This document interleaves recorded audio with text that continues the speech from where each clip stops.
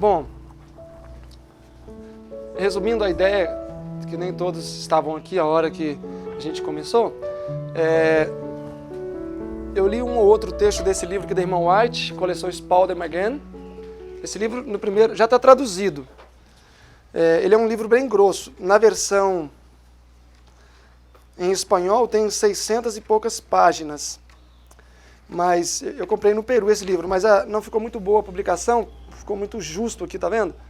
Então, deu pouca página, mas esse livro, quando faz no tamanho 14x21, num padrão normal de diagramação, ele tem mais ou menos 800 páginas. É como um desejado. É porque aqui está bem compacto o texto. Então, é um livro bem grosso. O título é Spalding Maguen, coleção Spalding Maguen. Spalding, eu vou até ler para vocês aqui, ó. E Maguen.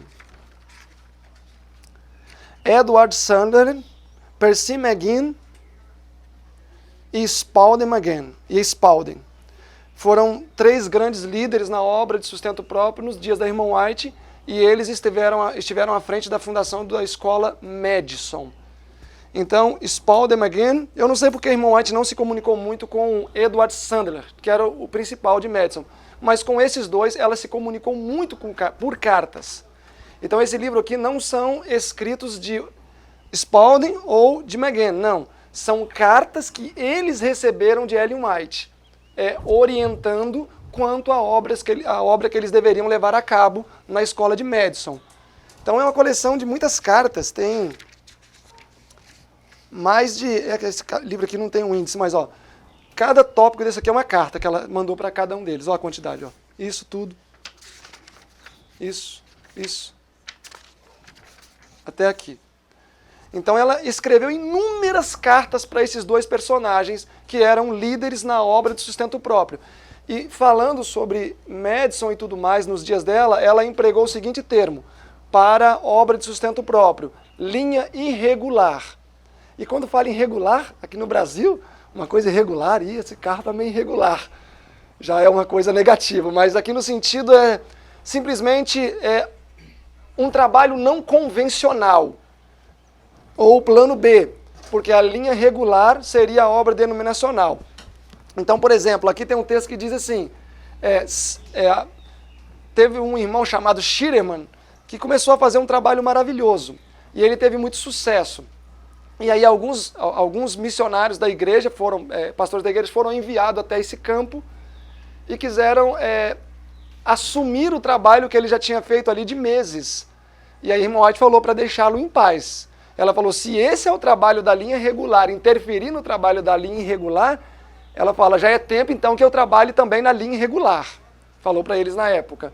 Então aqui ela vai falar sobre linha regular e irregular. Linha regular, a obra denominacional, linha irregular, a obra de sustento próprio.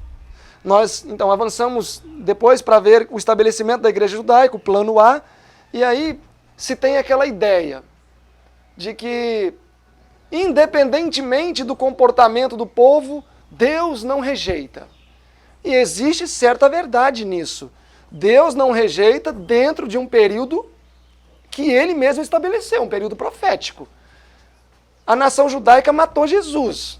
Isso faltando ainda 3 anos e meio para eles serem rejeitados. Mataram Cristo. Será que existe um crime maior do que matar Cristo? Eu acho que não. Digo Cristo mesmo, lá no ano 31. Eu acho que o maior crime que o ser humano cometeu foi matar o Filho de Deus. Mas Deus rejeitou a nação naquele momento? Não. Ele esperou até quando? Até o ano 34. No ano 34 caiu. Ok. Sendo direto para nós agora, a Igreja Adventista. Existe uma 8ª igreja no escopo profético? Não. Então isso quer dizer o quê? Que somos a última. Se somos a última, vai ter outra? Não. Não vai ter outra. Então, o ensinamento que diz que vai se levantar uma nova igreja, uma igreja fiel, isso, aquilo, não é verídico. Isso não existe. Isso não existe. Mas é a pessoa ser pretensiosa, achar que não vai ter uma 8ª, que nada vai acontecer. Viva como você quiser, que Deus nunca vai trazer o peso da sua mão sobre a igreja. Não é bem assim. Nos dias da irmã White, ela falou assim, não construa nem sanatório, nem casa publicadora na cidade. O juízo de Deus vai vir. E eles construíram a cidade, que não era nem tão grande. Na época a cidade não era tão complicada. E começaram a trabalhar ali. Existe um episódio, vocês todos conhecem, que a Review pegou fogo. Era isso mesmo. É isso mesmo. É a casa publicadora, a Review. Então, a irmã White falou, não construa. Construíram. Começaram a publicar, por causa de necessidade financeira, livros seculares. A irmã White falou, não façam isso. E ela até uma vez escreveu, eu não me surpreenderia se um dia a Review amanhecesse em chamas. E aí ela estava já na sua casa em Santa Helena e chegou a notícia para ela num jornal, que uma grande casa editora havia sido consumida pelas chamas. E queimou tudo, o sanatório queimou tudo. Então, Deus com certeza não vai levantar uma oitava igreja. Porque se fosse, na verdade vai, qual é a oitava igreja? É a igreja triunfante. Não vai ter uma igreja triunfante que vai sair dessa terra para o céu? Mas nesse mundo não vai ter uma oitava igreja. Eu quero deixar isso claro que eu creio nisso. Apesar que tantos nos acusam de sermos, crer que a igreja é Babilônia e tudo mais. Mas isso não é fato. Eu acho que aqueles que estudam e fazem advertências nessa direção têm muito mais condição de sustentar que a igreja vai até o final do que os que têm uma visão romântica. Ok, avançando. Mas o que pode acontecer? O que pode acontecer é que Deus não vai usar mais. Pode chegar a um ponto que a iniquidade vai ser tão grande que Deus vai respeitar o tempo profético, mas vai deixar ali. Está ali. Ó. Por quê? Porque não vai ter como mais atender o seu propósito. Então, quando a igreja judaica matou Jesus, Atos dos Apóstolos, na página 145, grande conflito, na página 21, desejado, na página 620, explicando Mateus 23, 40 e alguma coisa, eis que vossa casa ficará deserta, a irmã White fala que desde o dia em que Jesus disse aquelas palavras, o Espírito de Deus abandonou o templo e nunca mais voltou. Ou seja, o Espírito de Deus não estava mais no templo, mas ele não havia rejeitado. Por quê? Porque existia uma profecia. Existia uma profecia. Então, hoje, falar, nós somos assim mesmo, a igreja débil e fraca, vai ser sempre assim. Até parece que é bonito ficar falando isso, né? Até parece que é bonito, a gente tem que ganhar até um prêmio para falar isso. A gente deveria chorar, não achar isso bonito e se vangloriar. É assim mesmo, fraca e defeituosa. E quem diz que Deus gosta disso, que sejamos uma igreja fraca e defeituosa? Então, se como povo nós não despertarmos, como povo, quando Deus olha para a igreja, para a terra, ele não vê um CNPJ, ele vê um povo, o povo do advento. CNPJ é coisa do homem, para organizar e para facilitar e para evitar um pouco de roubo. Mas Deus não estabeleceu o CNPJ, Deus estabeleceu um movimento. E esse movimento, queira o homem ou não, queira Satanás ou não, ele vai até o final. Independente da nossa vontade. Mas agora eu ficar me vangloriando de que eu sou a menina dos olhos de Deus e nada vai acontecer, podemos ter uma surpresa muito grande. Podemos ter uma surpresa muito grande de juízos de Deus vir sobre a nossa igreja e se esfacelar muita coisa. Eu quero que vocês percebam, nós vamos estudar agora a apostasia do plano A, o estabelecimento do plano B. Dentro da apostasia da igreja judaica, da liderança. Deus estabeleceu isso de maneira tão bela. Arão, santidade ao Senhor. Eles não podia ter nenhuma partícula de pó, tanta santidade, tanta coisa bonita. Um pecador, o máximo que ele poderia chegar era a certa distância do santo e olhar a cortina, nem via lá dentro, porque tinha a cortina assim, entrava aqui, não dava para ver. E nós vamos ver que nos dias de Eli, eles estavam levando mulheres ali para dentro. Nos dias dos reis, sodomitas foram colocados para morar dentro do templo, um lugar que ninguém podia entrar. Então, Deus não se deixa escarnecer também. Existe um caminho que para o homem não é seguro. E quem diz que a paciência de Deus que a paciência de Deus é ilimitada, está precisando ler um pouco a Bíblia, porque a paciência de Deus tem limite sim. E até hoje tem. Porque já leram nos textos aí que muitas vezes Jesus se coloca e fala, Pai, meu sangue, dá mais tempo. Já leram esse texto? Que Deus fala, já basta, e Jesus fala, Pai, meu sangue, dê mais tempo. Ok, vamos avançando aqui então. O lucro do pecado. Ao verem os sacerdotes que pecado era igual a dinheiro, não fizeram nenhum esforço para mudar a atitude do povo. Eles tinham parte da maioria dos sacrifícios. Por exemplo, das ofertas queimadas, o couro e outras partes. Hoje alguém pode pensar, eu não quero saber de couro, o que eu vou fazer isso com isso? Estou preocupado com couro, mas na época isso valia muito dinheiro. Na época o couro se fazia calçados, se faziam casas, se faziam tendas, se faziam carruagens.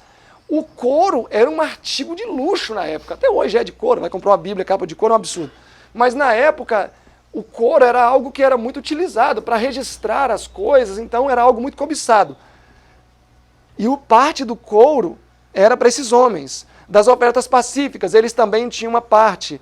Da oferta pelo pecado e ofensas, o couro e parte da carne. Da oferta de manjares, farinha, óleo, cereal, vinho, mel, etc.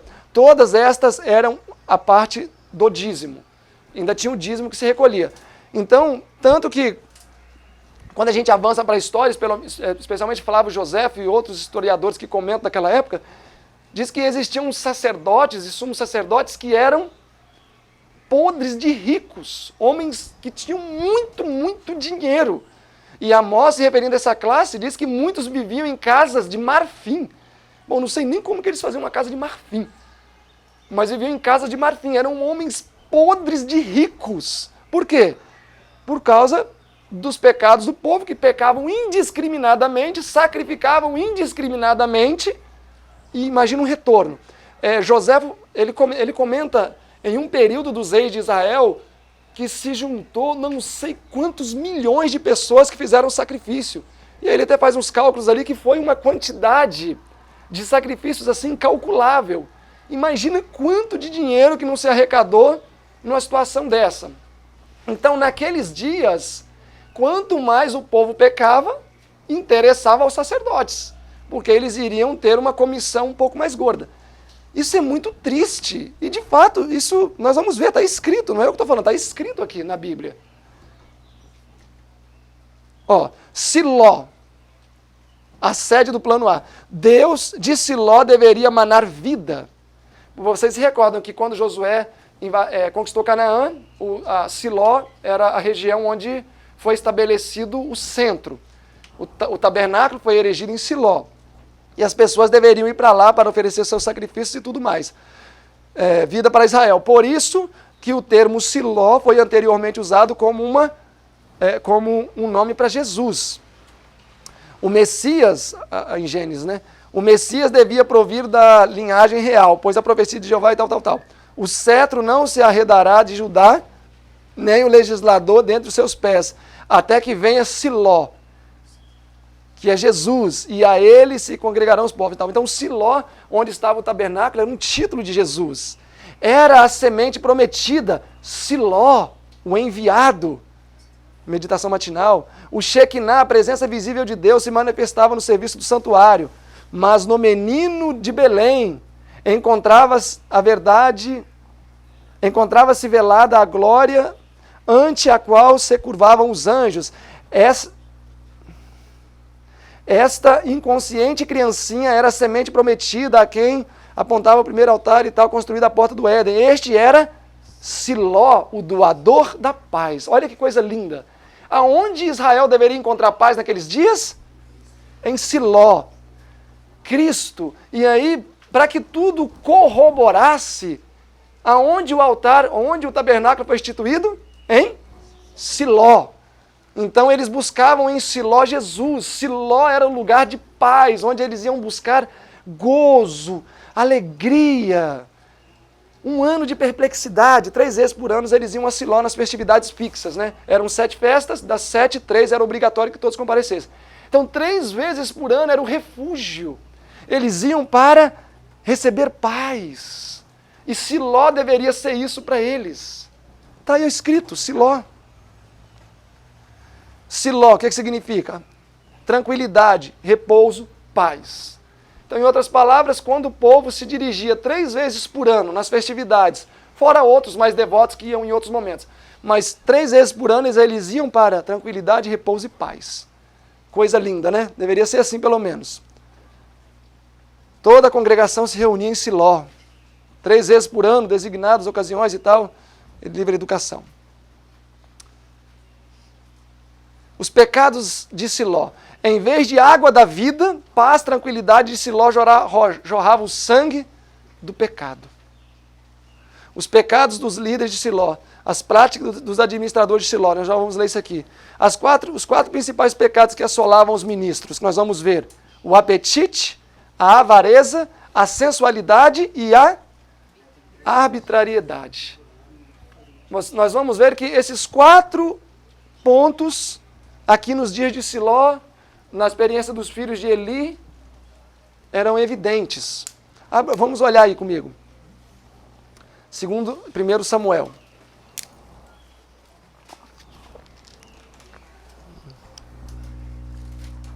1 Samuel capítulo 2. Meus irmãos, tenham em mente que nós estamos vendo o seguinte: que Deus estabeleceu toda a economia judaica com seus líderes. E que Deus disse que Arão seria sacerdote para sempre, perpetuamente. Mas vamos ver o que aconteceu. Capítulo 2, versículo 12. Eram, porém, os filhos de Eli, filhos de Belial. Não conheciam o Senhor. Sabem quem era Belial? Era um deus pagão chamado Senhor da Morte. E o texto diz que eles eram filhos de Belial. Nós estamos falando de quem aqui? Dos sacerdotes. Não é pouca coisa, nós estamos falando dos sacerdotes, dos líderes do povo. Por quê?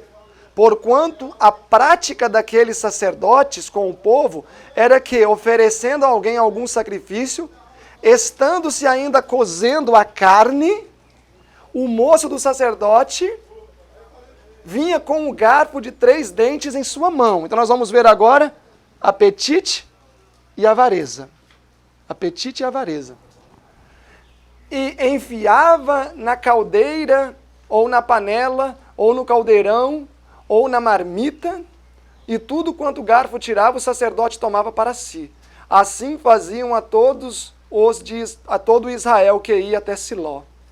Também antes de queimarem a gordura, vinha um moço do sacerdote e dizia ao homem que sacrificava, ao pobre contrito lá: dá essa carne para assar ao sacerdote, porque não receberá da sua mão carne cozida, mas crua. E dizendo-lhe o homem: primeiro queima a gordura de hoje, e depois toma para ti quanto desejar a tua alma. Então ele dizia: não, dá agora has de dar, ou senão pela força eu vou te tomar. Então o homem ia lá oferecer o seu sacrifício, e os sacerdotes tentavam tomar o sacrifício dele, a parte da carne que lhe pertencia, que deveria ser cozida, e aqui está falando que tinha até gordura na carne, e queria tomar a carne do homem. Apetite desenfreado e avareza. Verso 17. Era, pois, muito grande o pecado destes moços perante o Senhor, porquanto os homens desprezavam o culto do Senhor.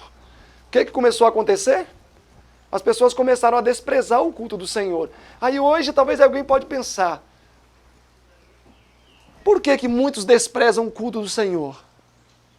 Será que é porque nós não estamos vendo que tantas pessoas também não levam a sério as coisas de Deus? Será que se nós estivéssemos contemplando pessoas que levassem mais a sério as coisas de Deus, será que o comportamento do povo não seria também diferente? As igrejas estão abandonadas. Ó, quer ver? Eu quero ler um texto para vocês. Deixa eu ver se ele está logo aqui, comentando justamente essa parte. Ó, olha só esse texto. E é até bom que ele está em português. Patriarcas e Profetas, página 577. Muitos dentre o povo, cheios de indignação ante o corrupto procedimento de Ofni e Finéias, deixaram de subir ao lugar, o quê? Designado para o culto. Então nós não estamos falando de uma opção. Ali era a igreja, era o lugar designado. E designado por quem? Por Deus. Assim, o serviço que Deus ordenara era desprezado e negligenciado, porque achava-se ligado com os pecados de homens ímpios, ao mesmo tempo em que aqueles cujo coração era inclinado ao mal se tornavam audazes no pecado. Então aqueles que já tinham aquela inclinação deslanchava. Por quê? Porque tinha respaldo. Se não tivesse criança aqui, eu ia contar uma história que ocorreu agora, não faz muito tempo, que me falaram no Maranhão, que vocês não iriam acreditar no que um pastor falou e um membro falou. Bom, que bom. Se eu aproveitar, vou aproveitar mais, já que não é pecado. Bom, se alguém conseguir interpretar, que interprete, mas é uma coisa muito feia. E aí o irmão falou, meu Deus, irmão, não é, se ele falar que você vai matar alguém, você vai matar porque falou? Então, quando a pessoa já está inclinada para o mal, se ele tem alguém como referência que diz que não é errado, pronto, prato cheio. A impiedade e a dissolução e mesmo a idolatria prevalecia em terrível extensão. Agora olha essa aqui que está nos sinais dos tempos. Quando os homens de Israel testemunharam o curso corrupto dos sacerdotes, acharam mais seguro para suas famílias não ir mais ao local designado para adoração. Alguns viram e falaram, não tem como a gente frequentar esse lugar aqui. Por quê? Muitos saíam de Siló, em vez de sair paz, tranquilidade, com a sua paz perturbada, sua indignação despertada, até que finalmente determinaram oferecer eles mesmos seus sacrifícios, concluindo que isto seria completamente aceitável a Deus, ao invés de sancionar de qualquer maneira as abominações praticadas no santuário. Muitos consideraram tão terrível o que acontecia e falaram, nós não vamos lá mais. É melhor sacrificarmos em casa, é melhor cuidarmos das nossas famílias em casa. Por quê? Porque ficava com medo de sancionar de alguma maneira ou receber influência. Meus irmãos, nós estamos falando de um quadro delicado onde não era seguro, vamos colocar uma palavra mais moderna, onde não era seguro, e a igreja naqueles dias não era seguro. As pessoas iam ver tanta coisa, espero que hoje não cheguemos a esse ponto. Oxalá não cheguemos a isso. Mas naqueles dias estava tão feio que as pessoas falaram, não tem condições de a gente adorar a Deus nesse lugar.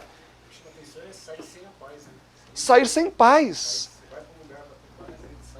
Siló, olha que lindo, Siló, paz, tranquilidade, e a pessoa saía de lá perturbada.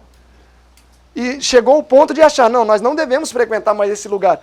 E quanto ao alimento cárneo que eles ingeriam, ó esse texto aqui. Quanto ao alimento cárneo, Conselho sobre Saúde 576. Um regime carne tende a desenvolver a sensualidade. O desenvolvimento da sensualidade diminui a espiritualidade, tornando a mente incapaz de compreender a verdade.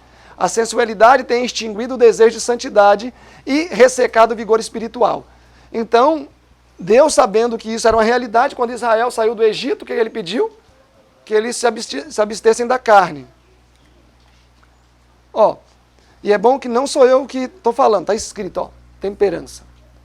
Deus não reteve carne dos hebreus no deserto simplesmente para mostrar sua autoridade, mas para benefício deles, para que conservassem sua resistência física, moral. Sabia que o uso do alimento animal fortaleceria as paixões animais e que enfraquece o intelecto. Ele sabia que a satisfação do apetite dos hebreus para os alimentos cárneos enfraqueceria as faculdades morais e induziria a tão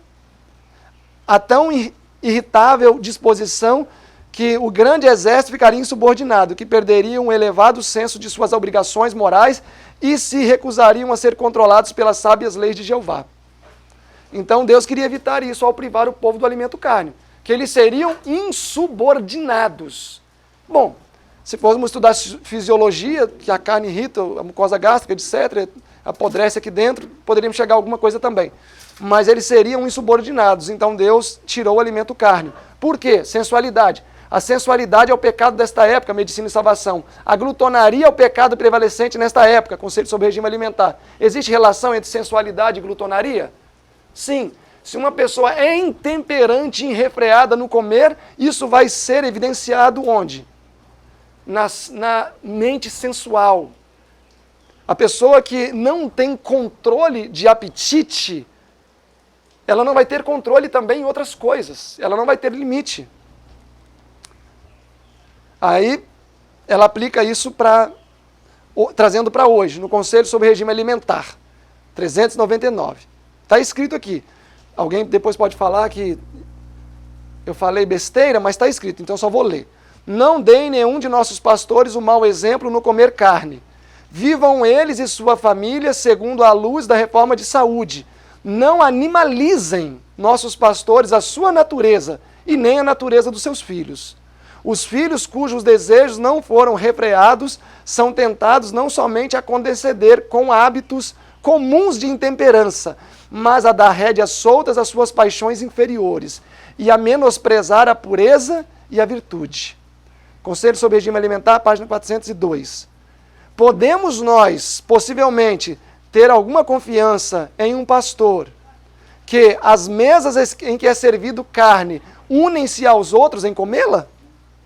É uma pergunta para considerar. Será que devemos confiar em tal pessoa? Andem nossos pastores e também comportores sobre a bandeira da estrita temperança. Nunca vos envergonhais de dizer, não, obrigado, não como carne. Tenho conscienciosos escrúpulos quanto a comer carne de animais mortos. Conselho sobre regime alimentar, página 404. Porventura, os pastores que estão a proclamar a verdade mais solene já enviada aos mortais, devem constituir-se exemplo no regresso às panelas de carne do Egito? É lícito que os que são sustentados pelos dízimos do celeiro do Senhor se permitam a condescendência que tende a envenenar a corrente vivificadora e que lhe flui nas veias? É uma pergunta. Pastores que ingerem alimento carne, será que eles devem ser sustentados com o dízimo? Bom, eu não vou ousar responder a pergunta, porque ela não respondeu, mas ela fez a pergunta. E aí nós precisamos então considerar se o pastor que come carne deve ou não ser sustentado com o dízimo do Senhor. Voltem aí a 1 Samuel comigo. Ok. Capítulo 2, sensualidade. Nós vimos ali a avareza e apetite, a glutonaria. São 4. No caso, eu sei que talvez isso não acontece hoje, mas nos dias de Eli, 4 eram as coisas que atingiam os sacerdotes: glutonaria, avareza, sensualidade e arbitrariedade. Ou seja, é assim e pronto, Evilane. Não discute não que é assim. Pois é. Ok, então vamos lá. Capítulo 2, versículo 22. Capítulo 2, versículo 22. Irmãos, vocês já leram sobre como Deus planejou toda a construção do templo? Está lá em Gênesis, em Êxodo, desde o capítulo 24 ao 31. É o período que Moisés passou no monte, 40 dias. Nesses 40 dias, Moisés recebeu as tábuas da lei e ele recebeu todas as instruções de como deveria fazer o tabernáculo. E a santidade deveria permear tudo relacionado ao santuário. Tudo. Tanto que na consagração de Arão e dos seus filhos, o texto diz que eles deveriam simplesmente ficar de pé para mostrar a dependência que eles deveriam ter de Deus. E Moisés deveria tirar a roupa deles, peça por peça, e depois vestir a roupa sacerdotal, peça por peça, mostrando ali que eles, como homem, deveriam ter plena e total dependência de quem? De Deus, porque eles iriam estar diante de Deus, num lugar santo. Por isso que Deus disse, olha, Arão vai ser perpetuamente sacerdote, a descendência de Arão. Mas vamos ver o que é o perpétuo de Deus. Capítulo 2, verso 22. Era, porém, Eli já muito velho e ouvia tudo quanto seus filhos faziam a todo Israel, e de como se deitavam com as mulheres que em bando se ajuntavam à porta da tenda da congregação. Eles eram adúlteros, porque esses homens não eram casados. Eles eram casados ou não? Se recordam que eles eram. O que aconteceu quando Ofni morreu? A sua mulher deu à luz, então ele tinha mulher. Ele tinha mulher, então eram adúlteros e eram atuantes. Eles eram adultos, mas eram atuantes. Estavam lá como líderes ativos e tinham as suas esposas. E o texto diz que se deitavam com as mulheres Olha só, na minha tradução a palavra, aos bandos. Parece até uma coisa, é como animal que tem bandos. Tem um animal macho e tem um bando de fêmea para aquele animal. Aqui nós estamos falando de homens que pareciam animais. Mas por quê? O texto diz, ó, capítulo 2, 12, ó, eles eram filhos de Belial, eles não conheciam o Senhor. Estamos falando de uma fase onde os líderes não conheciam ao Senhor, não temiam ao Senhor. Homens ímpios que estavam profanando aquele lugar. E o sumo sacerdote, que era o líder máximo, fazia o quê? Vista grossa. A irmã White fala que eles deveriam ter sido apedrejados, tirados do posto e apedrejados. Eli deveria ter feito isso. Mas o líder máximo, que era Eli, fazia vista grossa. O texto diz que ele ouvia tudo. E ele ficava quieto. O conhecer não era no sentido de ignorância, né? Não, com certeza, não era no sentido de ignorância. Eli, coitado, a única vez que ele foi repreender alguém, repreendeu errado. Ele viu Ana orando e falou, tá bêbado? Ele, não, eu estou orando. Ele, então desculpa, meu pai, não vou fazer isso nunca mais. Eu sabia que era para ficar quieto. A única vez que foi repreender alguém, repreendeu errado ainda. E ele deixava os filhos dele agir livremente. Sensualidade. E quando alguém se interpunha entre eles, o que faziam? Estavam prontos para a briga. O que foi que tornou a vida de Samuel um inferno no templo? Já leram no Patriarcas? Esses homens atormentavam a vida do pobre do Samuel. Atormentavam a vida do jovem. Então eles eram tiranos, arbitrários. Eles brigavam pelo sacrifício, queriam brigar, tomar o sacrifício do ofertante. Então a coisa não estava bonita. Notem que chegou a um ponto que não tinha como Deus atuar mais. Ó, se Eli houvesse tratado com justiça seus ímpios filhos, teria sido rejeitados no ofício sacerdotal e punidos de morte. Quando, porém, o juiz de Israel negligenciou sua obra, Deus fez o quê? Deus tomou a questão em suas mãos. Patriarcas e Profetas 577. Irmãos, vocês já leram no Testemunhos para a Igreja, volume 4, página 516 a 520, sobre a história de Eli? É a coisa mais linda. A irmã White fala que Eli era um homem manso, que Eli era um homem doce. Ela fala que Eli era um homem que tinha todas as características para fazer o que com Israel? Para salvar Israel. Olha, nós não vamos estudar a história de Eli, mas se fôssemos estudar, nós vamos ver que por causa de Eli, alguns anos depois Israel pediu o quê? Um rei. Foi durante o reinado de Eli que o povo se desgostou da teocracia. Plenamente, ele chegou a um ponto que eles falaram, não, se for para ter um governo teocrático nesses moldes, é melhor ter monarquia. Porque o período teocrático, nos dias de Eli, que Deus era o governante, Eli representante juntamente com seus filhos, foi tão deficiente, tão ruim, que o povo odiou o governo teocrático e falou, olha, não queremos um governo teocrático. Eu prefiro ter um rei, igual as nações pagãs. Deus levantou um homem que tinha capacidade para reformar Israel. Um homem que poderia ter feito a diferença. É lindo ler sobre Eli, mas ele era complacente. Ele era complacente, ou uma palavra mais moderna, né? Ele era frouxo. Ela chega a falar que ele temia magoar os sentimentos de qualquer pessoa que seja. Ele era polido demais. É o mesmo pecado de Arão. Ele era demasiado politicamente correto. O irmão White fala que Arão era politicamente muito correto. Ah, não pode falar isso. É falta de educação. Você lê um texto assim, é falta de educação aquilo. Irmãos, nós devemos ser politicamente corretos, sim. Mas até o ponto em que isso não transige com a verdade. Se é que politicamente correto, se o termo é correto, também nem sei, que eu não sou das letras, mas eu sei de uma coisa, se tudo que for possível tem de paz.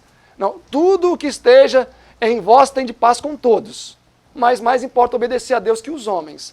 Então, nesse momento aqui, Eli, em vez de assumir a sua responsabilidade como líder, permitiu os filhos avançarem na negligência do serviço e na impiedade, levando o povo na mesma situação, que o povo se desgostou do governo teocrático.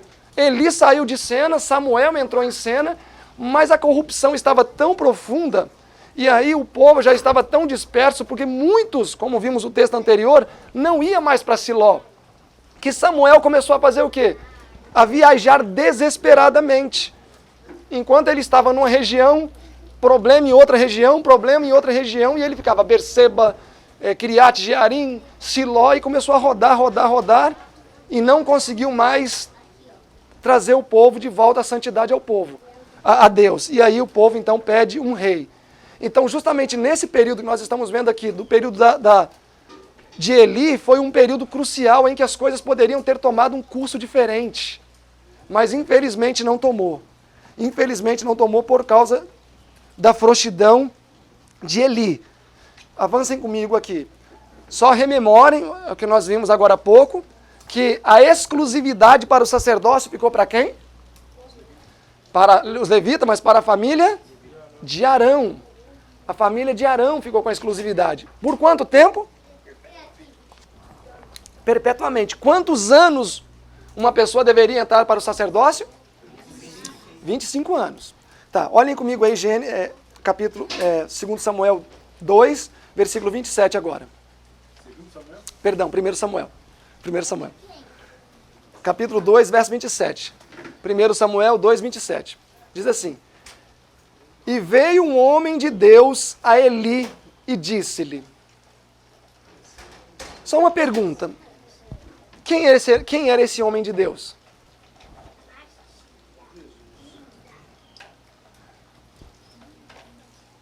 Era um...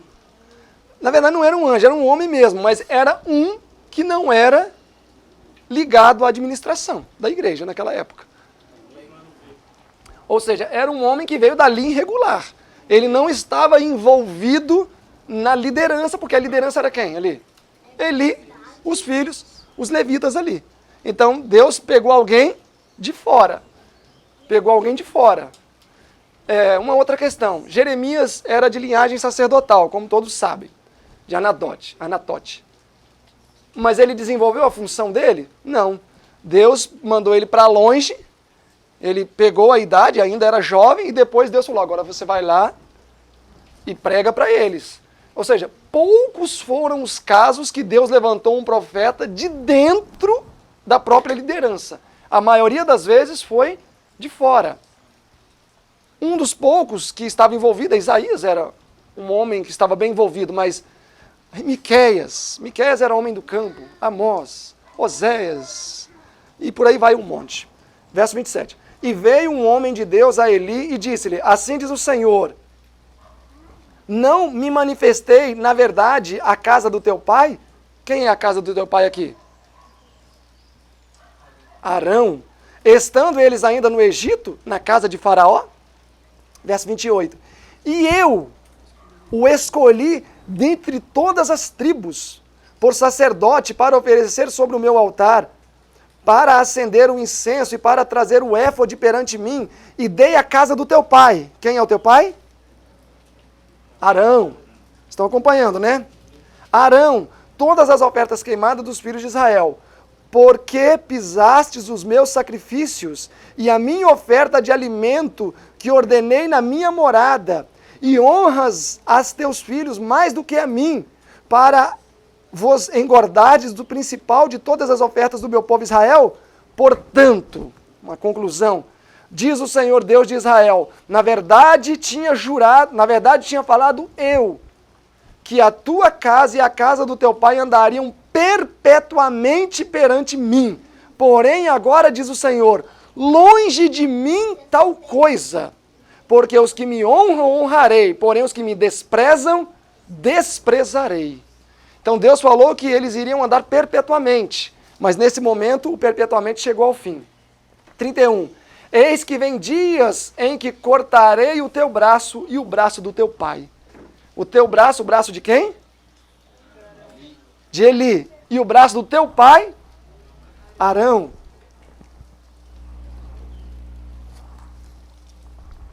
Para que não seja mais ancião na tua casa. Capítulo 3, versículo 14. Portanto, jurei à casa de Eli que nunca mais será expiada a sua iniquidade, nem com sacrifício, nem com oferta de alimentos. Em outras palavras, o que aconteceu com Eli e seus filhos? Eles pecaram contra o Espírito Santo. Quando diz assim que não haverá mais expiação, é porque não há mais perdão. Expiação, perdão. Ou seja, eles mergulharam tanto no pecado que Deus nem podia salvá-los mais. Se perderam. Morreram perdidos, todos eles. Irmãos, eu volto a reenfatizar. Por mais especial que seja um povo, o fato de ser especial não lhes garante segurança se pisarmos as ordens de Deus. Porque Eli, junto com seus filhos, pisaram as ordens de Deus e Deus rejeitou. Deus rejeitou. Longe de mim, disse o Senhor, longe de mim. O plano B, então, o plano A é rejeitado e Deus não se deixa escarnecer. O plano B entra em vigor. O plano A falha, agora Deus atua por meio de meio não convencionais. Samuel era filho de Eucana, levita que habitava nas montanhas de Efraim.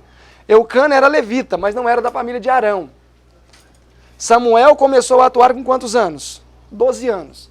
Então aqui nós já temos duas exceções à regra.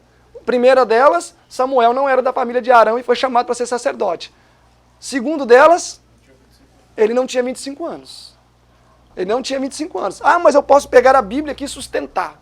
Meus irmãos, se a gente quiser sustentar com a Bíblia, a gente sustenta tudo. Pode até o homicídio se sustenta com a Bíblia. A gente já me mostrou, eu creio que pode matar, eu vou ter uma arma porque pode, e me mostrou um monte de texto aí. A gente prova tudo com a Bíblia. Então, quando Deus disse que é com 25 anos, aquilo ali não é uma lei imutável. Será que se tivesse alguém com 25 anos, da família de Levi, de Arão, fiel, será que Deus não teria chamado no lugar de Samuel? Claro que teria chamado. A questão é que não tinha ninguém. Deus olhou e falou, bom, eu vou ter que usar esse menino de 12 anos. Para vergonha deles. Será que Deus queria utilizar em Babilônia um garoto de 15 anos para fazer o que fez? Daniel tinha 15 anos quando foi para Babilônia. Cristo tem um ponto para 172 diz isso. Tinha 15 anos. Será que Deus queria usar um menino de 15 anos ou usar os sacerdotes que estavam em Jerusalém, que eram homens conhecedores da lei, semelhante a Esdras? Esdras era um escriba, tinha outros homens como Esdras nos dias de Daniel. Será que Deus queria usar quem? Um homem como Esdras, mas convertido, ou um garoto de 15 anos? É claro que ele iria preferir usar um homem já maduro. Mas quando ele olhou, ele só viu quem para poder usar? Olha, só tem aquele ali. Mas é inferior? É claro que não, é bom. Ele era excelente, Daniel. Mas Deus não gosta de quebrar aquilo que ele estabelece. Deus, se tivesse alguém com 25 anos da família de Arão, Deus não ia falar, não, eu quero quebrar isso aqui por conveniência. Não, ele iria cumprir o que ele tinha estabelecido. Mas uma vez que não existia ninguém preparado, ele teve que usar quem? Aquele que mais preparado tivesse. E quem era o que mais preparado ali estava? Samuel, com 12 anos de idade. Ó, sinais dos tempos. Quando tinha apenas 12 anos de idade, o filho de Ana recebeu sua comissão especial do Altíssimo. Irmãos, nós estamos falando de um caso excepcional. Quando o sumo sacerdote morreu, quem ficou no lugar dele? Samuel. Com quantos anos? Com 12 anos. Quem que vocês acham que depois, então, uma vez por ano, entraria lá no santuário? Samuel, sendo uma criança. Isso é o contrassenso lógico da época. Então hoje eu vou me fiar e falar, Deus nos ama tanto que eu posso fazer o que eu quero que nada vai acontecer. Não era costume entrarem os levitas antes dos 25 anos. Então Samuel, com 12 anos, assumiu responsabilidade ministerial séria. Vomitados da boca de Deus. Apesar da promessa feita de que a casa de Arão seria responsável pelo sacerdócio, Deus não pôde cumpri-la porque os filhos de Eli deixaram de desempenhar a sua parte. Fora feita a promessa de que a casa de Arão andaria diante do Senhor para sempre. Mas esta promessa fora dada em condições de que se dedicassem eles à obra do santuário com singeleza de coração e honrassem a Deus em todos os seus caminhos, não servindo ao eu, nem seguindo suas próprias inclinações perversas. Eli e seus filhos tinham sido provados e o Senhor os encontrara inteiramente indignos da exaltada posição de sacerdotes ao seu serviço. E Deus declarou: longe de mim, ele não pôde cumprir o bem que tencionava fazer-lhe, porque deixaram de desempenhar a sua parte. Patriarcas e Profetas 579, 580. Por causa de circunstâncias extraordinárias, Deus teve que alterar o sistema que ele mesmo havia instituído.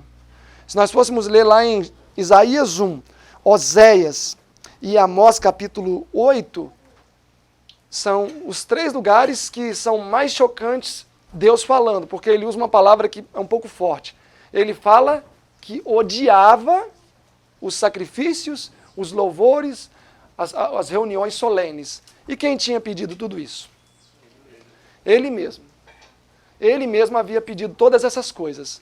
Mas houve uma mistura tão grande do santo com o profano que Deus falou: olha, eu odeio essas coisas. Ele chegou a falar que os sacrifícios, o aroma, que em muitos lugares na Bíblia fala que era um cheiro suave, ali ele fala que era como fumaça arder no meu nariz, as orações nesses dias. Não era vontade de Deus usar uma criança de 12 anos, mas infelizmente era a única que estava disponível e preparada. O mesmo, isso aqui é importante, e preparada. Porque se tivesse uma criança disponível não preparada, ficaria sem sacerdote, sei lá o que iria acontecer. O mesmo ocorre nos últimos dias. Deus vai tomar a obra nas suas mãos e certamente agirá por caminhos não designados. 300 testemunhos para ministros. Permita-me dizer-vos que o Senhor trabalhará nesta última obra de um modo muito fora do comum da ordem das coisas e de um modo que será contrário a qualquer planejamento humano. Deus usará meios e maneiras pelos quais se verá que ele está tomando as rédeas em suas próprias mãos. Surpreender-se-ão os obreiros com os meios simples que ele usará para efetuar e aperfeiçoar a sua obra de justiça. Testemunhos para ministros e obreiros evangélicos, página 300. Grande Conflito, página 606, diz assim: assim será proclamada a mensagem do terceiro anjo. Ao chegar o tempo para que ela seja dada com o máximo poder, alto clamor, o Senhor operará por meio de humildes instrumentos, dirigindo a mente dos que se consagram ao seu serviço. Os obreiros serão antes qualificados pela unção do Espírito Santo, do que pelo preparo das instituições de ensino. Homens de fé, de oração, serão constrangidos a sair com zelo santo, declarando as palavras que Deus lhes dá. Então, Deus vai usar meios simples, homens simples. No início desse movimento, vocês já estudaram um pouco sobre o início do nosso movimento? Vocês já ouviram falar, por exemplo, do ferreiro cantor? Ele era um ferreiro, cantava muito bem. Tiago White era agricultor, depois professor, depois se tornou pregador. Guilherme Miller, agricultor, militar, voltou a ser agricultor. Muitos mecânicos, na época estava em alta, ferreiros forjando o ferro. Bates era mais intelectual, era um homem viajado. Mas a maioria dos homens que estiveram engajados eram homens simples. Por exemplo, Steve Haskell. Quantos conhecem o personagem Steve Haskell? Ele foi um importante millerita, ele que combateu o movimento da carne santa indiana. Foi falado que deveria enviar um ministro à altura, porque a coisa estava feia indiana. E quem foi indicado para ir para lá? Steve Haskell. E olha, aquele homem foi tremendo. Ele foi lá e com 2 semanas, assim, pelo poder do Espírito Santo, se botou a casa em ordem. Os 2 presidente e vice-presidente da União de Indiana pediram perdão, reconheceram publicamente o seu pecado e a paz reinou. Estamos falando de um homem preparado. E este homem não sabia nem ler com 17 anos. Sabia fazer conta de cabeça e vendia sabão de porta em porta. E rapidamente Deus o preparou para o ministério e poucos anos depois já era um ministro. E conseguiram antes de 44, conseguiram uma credencial para ele e ele saiu a pregar. Quantos ouviram falar em John Andrews? Aquele que memorizou toda a Bíblia. John Andrews, a faculdade tem até um nome em homenagem a ele. Ele recebeu a mensagem com 19 anos, era agricultor, vivia nos rincões de uma região onde tinha índios, os seus avós todos foram assassinados pelos índios, ele vivia naquele lugar, naquela tensão de vida e plantava milho. Com 19 anos, alguém foi lá e falou sobre a mensagem da volta de Jesus para ele. Um homem simples, nunca estudou, lia em casa, ele se auto-alfabetizou e saiu para pregar com 19 anos. Então, todos eram homens simples. Veja, a irmã White fala, se tivermos que nos curvar diante de um grande intelecto, certamente deveríamos nos curvar diante de quem? Já leram o texto? De Satanás. Ela fala que ninguém tem mais intelecto que ele.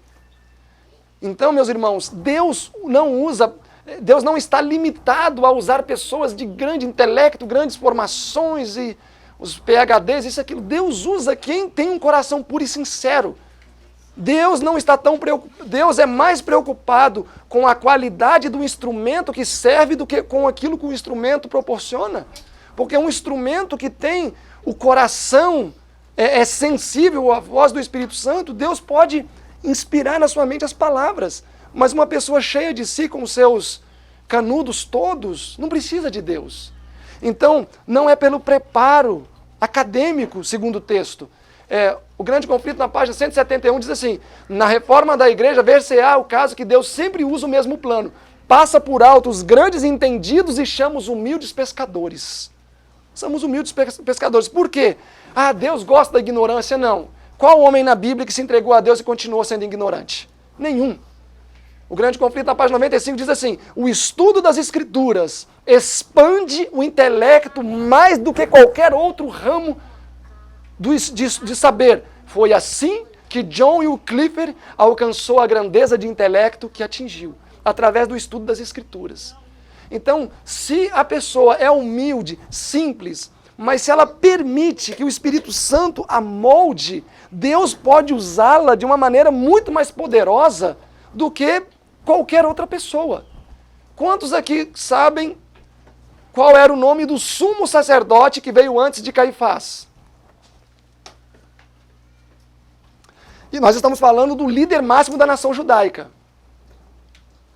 Caifás? Não foi Anás, não? Anás? Eu tô meio equivocado. E qual veio antes de Anás? Não, agora eu não sei quem foi. Eu também não faço ideia. Mas foi um personagem importante. Mas eu sei quem foi Pedro, o pescador, que não era importante na nação. Eu sei quem foi Tiago também, que não era importante na nação. Ele não era líder, não era nada. Eu sei quem foi Maria também, que não era importante na nação. Então Deus não está preocupado com quem é importante. Deus está preocupado com quem está disposto a permitir que Ele opere. Com quem está disposto a falar, eis-me aqui, envia a mim. Amós, quem era Amós? Ele mesmo fala, eu sou um boiadeiro e plantador de sicômoro. Ele era agricultor e mexia com as ovelhas. Quem era Miqueias? Miqueias era também pastor de ovelha. É um homem do campo. Irmãos, quando a Bíblia diz que Deus vai levantar um exército para se matricular, para se ingressar nessa fileira, não basta você, não é necessário você ter títulos, não. É necessário ter calo no joelho. Deus pode usar a mais simples das pessoas. Falem rápido para mim uma pessoa simples que Deus usou. Ellen White. Davi. Mas olha Ellen White. Eles falam que Ellen White é a luz menor. Pois é, a luz menor escreveu o equivalente a pelo menos 20 Bíblias. É uma luz bem grande para mim para ser a menor. A Bíblia tem quantas páginas? 2.000? 2.000, vamos botar 2.000. Ela escreveu quantas páginas? Mais de 100.000 páginas. É muita coisa. Irmão White era uma pessoa muito simples. Quem foi Tiago White? Um homem simples. Quem foi Miller? Gente simples. É muita gente simples. Na verdade, é na simplicidade de uma pessoa que Deus manifesta o seu poder. Não é na grandeza. A pessoa grande, ela já por si só já é grande.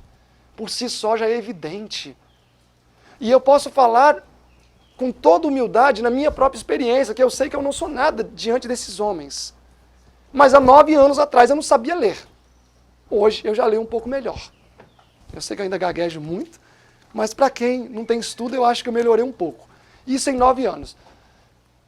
Há 8 anos atrás, há 7 anos atrás, eu nunca tinha saído da minha cidade. A viagem mais longe que eu fiz na minha vida até aquela época foi sair do Espírito Santo, indo para o Rio de Janeiro. E me falaram que tinha uma escola missionária e fui para lá estudar. E aí quiseram me mandar embora porque eu não sabia ler. Mas aí tiveram misericórdia e me deixaram lá. E eu me dediquei muito. No final de 2 anos de curso, eu já tinha desenvolvido muito na leitura.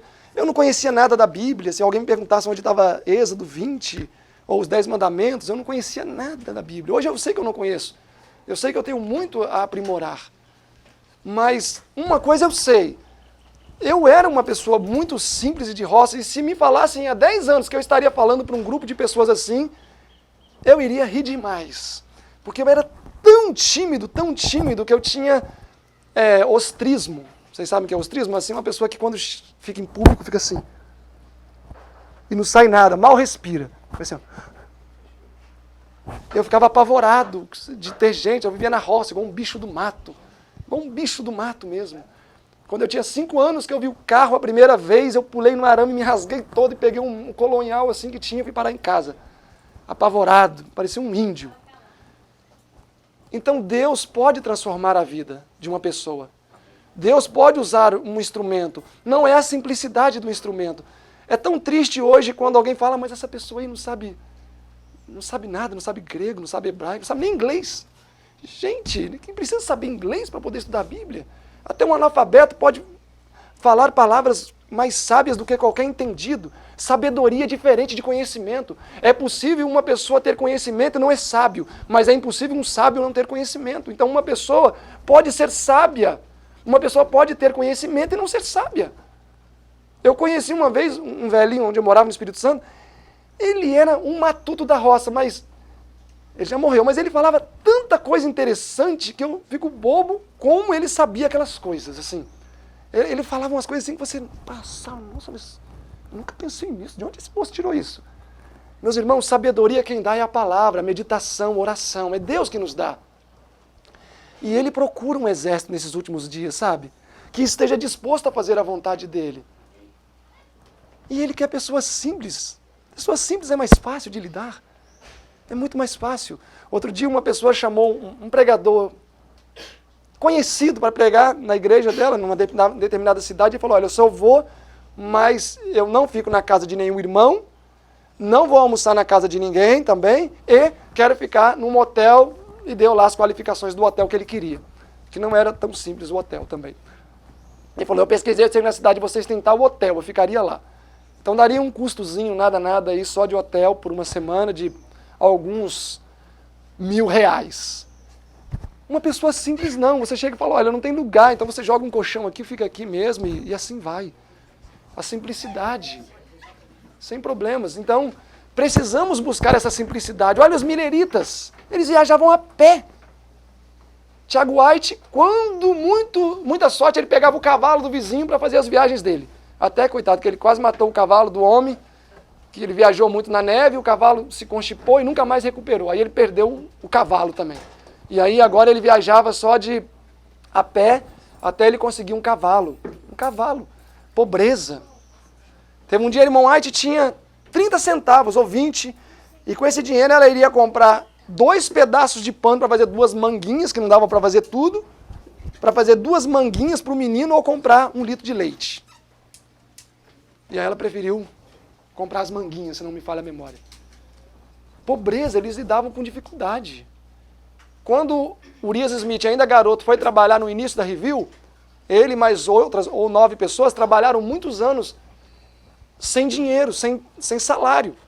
E como a pobreza era tão grande, sabem qual era a refeição que eles comiam todo dia? Nabo e feijão. Nabo e feijão.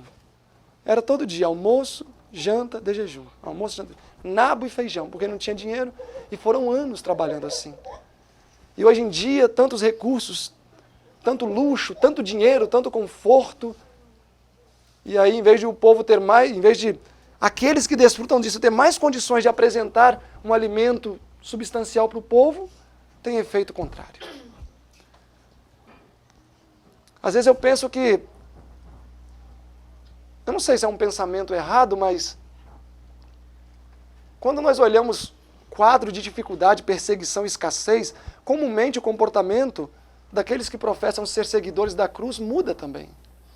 Então talvez se uma perseguição ferrenha assolar esse país, quem sabe as coisas também melhoram nesse sentido, de se começar a buscar mais ao Senhor. Porque na prosperidade já se provou que dificilmente a pessoa busca ao Senhor. Ó, sabe quando um homem se torna um sacerdote poderoso dentro do lar? Sabem quando? Na dificuldade. Especialmente quando o filho dele contrai um câncer no cérebro. Ou na medula. Ele vai orar o dia todo quase. Talvez até deixar de ir trabalhar um dia para poder orar. Diante da adversidade, nós nos tornamos mais sensíveis a Deus. E Deus sabe disso. A irmã White falou, Senhor, eu não quero atender a missão porque eu posso ser orgulhosa. Aí Deus disse para ela, pode deixar que eu vou te manter. A hora que você começar a se exaltar no seu espírito, eu vou te tocar com a minha mão e vou te tocar com enfermidades, para você se manter humilde. Ela então, está em Primeiros Escritos e Vida e Ensinos, nos primeiros capítulos. Então, eu aceito, ela avançou. O ser humano só responde à dor, então talvez, quem sabe, se isso acontecer, as coisas melhorem. Bom, meus irmãos, concluímos essa parte, então. Vimos inicialmente que Deus estabeleceu de maneira maravilhosa um sistema perfeito. Vocês já imaginaram que coisa linda se lá depois do... seria maravilhoso estar no Éden, mas saiu do Éden. Se cada homem de família fosse um líder. A irmã White tem um texto, não, a irmã, ela faz uma aplicação de um texto que o homem deveria, dentro de casa, ser uma fragrância de salvação. Sabe? A hora que a esposa e os filhos chegarem em casa, sentir aquele cheiro de salvação. Ela diz que o homem não deveria nunca ter nenhuma expressão de impaciência dentro do lar, de impaciência dentro do lar.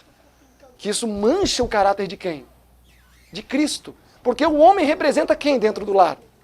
Cristo. Cristo fica impaciente, com ruguinha assim igual a minha? Não, não fica. Ele não fica. Cristo exala cheiro de salvação. E esse era o plano de Deus. Que cada homem levantasse lá no seu quintal o altar. E uma vez por semana, segundo a necessidade, ele oferecesse o sacrifício.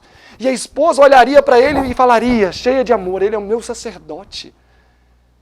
E não se preocuparia, porque ela tinha um sacerdote dentro do lar que se preocuparia com suas necessidades espirituais, que a chamaria para orar. Olha, quantos maridos aqui acordam pela madrugada, se colocam de joelhos do lado da cama e intercedem pela esposa? Porque, biblicamente falando, a esposa representa quem? A igreja. E geralmente qual é a condição da igreja? Frágil. A mulher não é mais frágil do que o homem? Existe um contrassenso, mas nas coisas espirituais geralmente a gente percebe que o homem ele fala um pouco mais. Eu já fiz várias pesquisas em congressos, assim, de ver grupos e falar, esse grupo está falando de quê? Aí o homem está falando de profecia e aquilo, e as mulheres mais de receita, do bebê, não que é errado, mas gosta mais de falar da receita, do bolo e etc. Então o homem deve orar por suas esposas, orar para que ela não caia em tentação, orar para que ela seja uma mulher vitoriosa em Cristo, interceder. Esse é o papel do sacerdote. Para quando o filho olhar para o pai e ver nele uma figura espiritual, de fato, uma figura espiritual. Mas esse plano fracassou. Por quê? Porque os homens não conseguiram fazer o negócio direito. Aí Deus falou, então vou ter que separar alguém que seja fiel para fazer isso no lugar deles. Para tentar santificar a família deles. Aí vai santificar ele também. Ele não está conseguindo. E Deus separou os levitas. E aí levantou um sistema maravilhoso de um mecanismo perfeito. Os levitas todos não tinham que trabalhar fora, não se preocuparem. Assim, todas as circunstâncias para o sistema levítico era favorável para eles desenvolverem a vida espiritual. Mas as bênçãos que Deus começou a dar, os dízimos, as partes dos sacrifícios para que eles não vivessem vida miserável, fez com que eles abrissem os olhos para isso E a ganância, a glutonaria, veio junto com a arbitrariedade e a sensualidade. E acontece o que com esse plano? Esse plano cai. Deus rejeita. E aí, Deus tem que fazer alguma coisa. Deus precisa agora levantar alguma circunstância, ou mover, melhor dito, alguma circunstância, para que a situação não continue nessa direção tão catastrófica, que é o que nós vamos ver na próxima parte, que foi a intervenção de Samuel através da criação das escolas dos profetas. E a escola dos profetas, de maneira mais prática, foi o início genuíno de obra de sustento próprio, porque as escolas dos profetas não eram administradas pela liderança de Israel. Na verdade, quando Samuel esteve na liderança, ele não permitiu nenhuma aproximação da liderança, nem cívica e nem eclesiástica de Israel, interferirem nas escolas dos profetas. Elas deveriam ser totalmente administradas separadamente.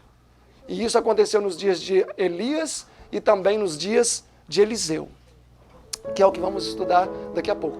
Mas antes, para fazermos um recesso, para vocês descansarem, respirarem, vamos fazer uma oração e cantar, e talvez se alguém quiser usar o banheiro. E já podemos fazer a oração especial do pôr do sol também, tomar uma aguinha, e já já damos continuidade.